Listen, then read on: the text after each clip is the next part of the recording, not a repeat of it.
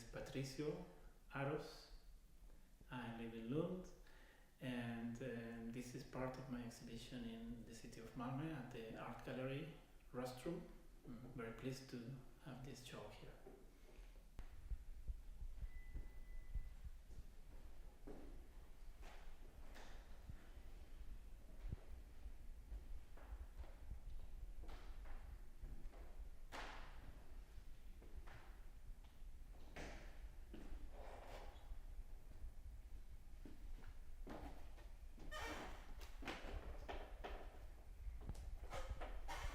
Could you describe what painting means to you?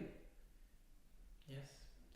Well, painting for me means painting, mainly. So painting is about painting.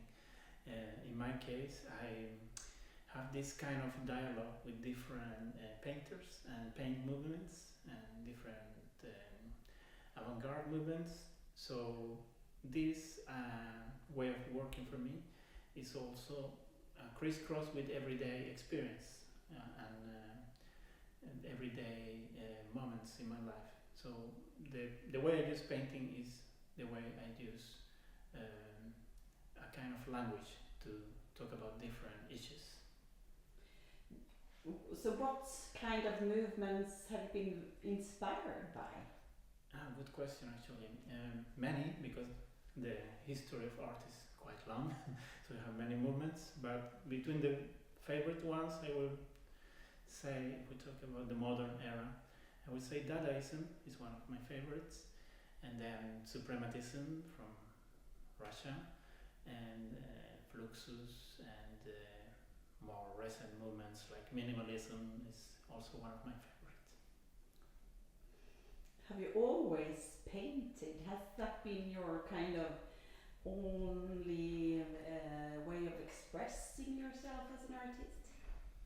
Yeah, it's one of the main ways I experience art in my practice. So painting has been always there since I was a little kid, because my grandfather was a painter and my father too, so it's kind of in the family. I grew up with this environment of paintings. But when I started to explore more about the different kind of language and things you can use to make art, then I make a lot of installations and assemblage and so on. But painting was always in the background. Yes. So can you talk a little bit about the colors in this room then? Yeah, the color in this room are randomly arranged, and there are also objects and pedestals. So it's a triptych because it's 3 paintings with the same quantity of colors, but combined in different ways. So 3 different ways. And the colors are the colors of the flag of Palestine. And I recombine them in order to see them as abstract artworks, but also to think about the situation which is going on and is known all around the world. So it's just to put us spotlight on that issue. And then I make little kind of assemblage works, which also reminds of buildings, and they vary down the same combination of colors. So it's a dialogue with colors and different avant-garde movements. In this case, I was inspired by Ellsworth Kelly, an American abstract painter. And the matchboxes are inspired mainly from a Brazilian artist, which is a woman from the neo-concretism in Brazil. And the main goal with this combination is to create a sense of architecture.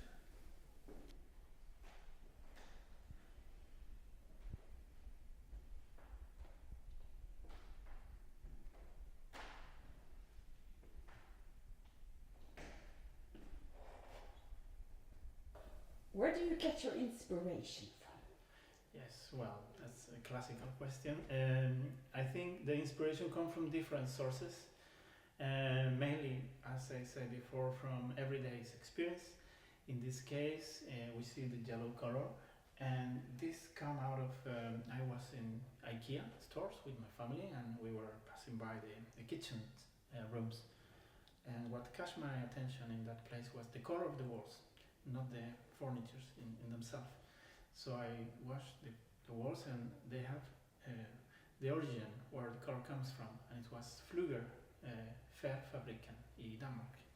So I went to the store of Flügger in Lund, where I live, and I asked for the chart, the color charts, and there I found these beautiful colors with name, and I thought the name is beautiful and the color too. So what if I translate this image into a canvas?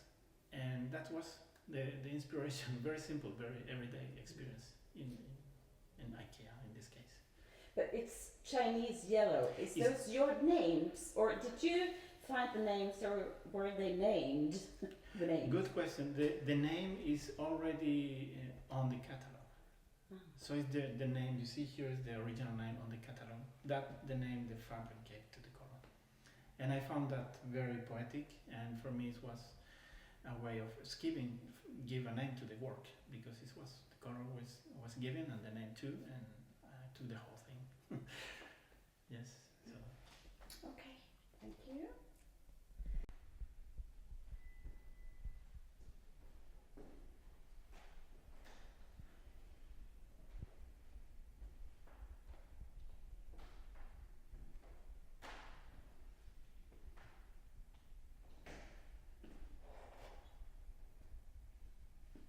Has your identity as an artist changed during some years, or just recently?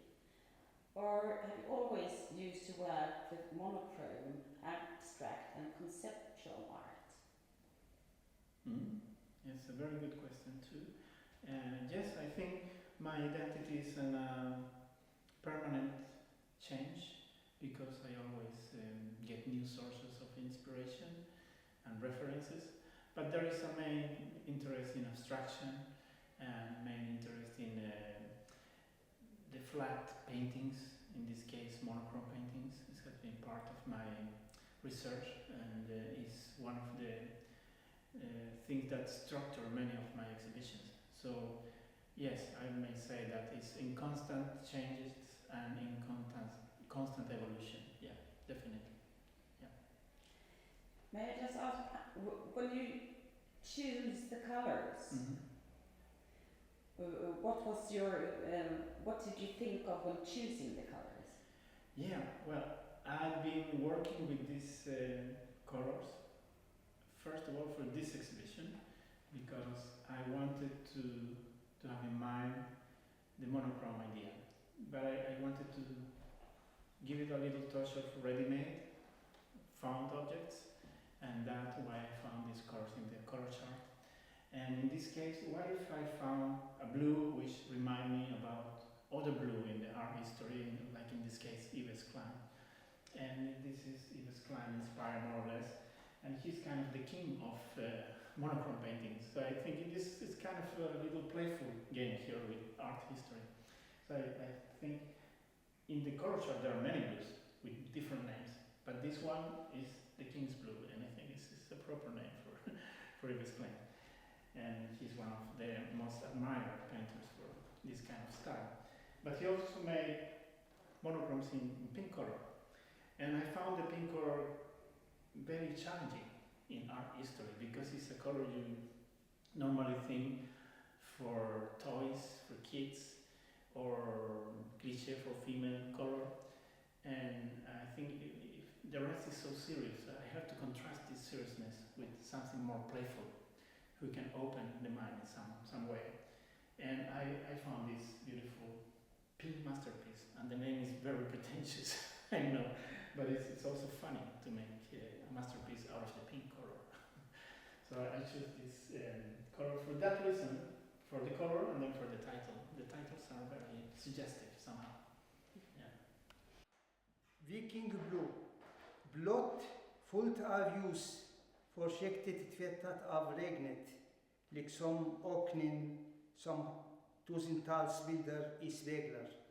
Men utsikten är densamma, reflekterad och upprepad oändligt.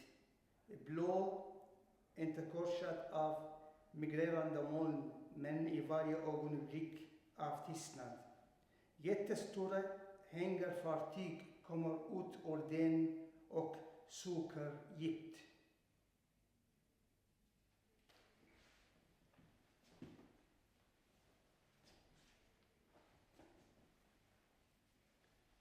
Viking blue, blue full of light, gently washed by the rain, like the desert, like thousands of images in mirrors.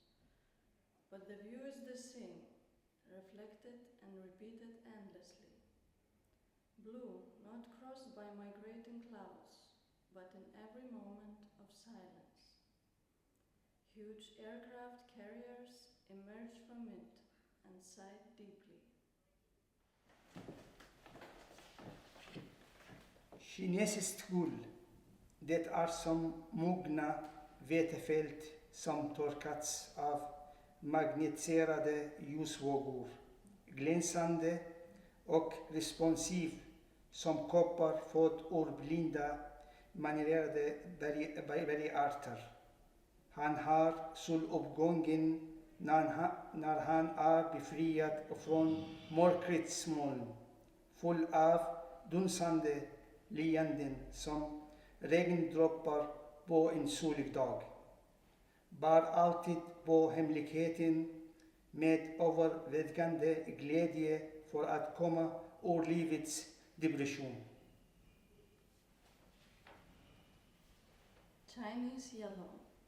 It is like ripe wheat fields, dried by magnetized light waves, shiny and responsive like copper born from blind mineral rocks. He has the sunrise when he is freed from the clouds of darkness, full of dancing smiles like raindrops on a sunny day. Always carry the secret of overwhelming joy to get out of life's depression.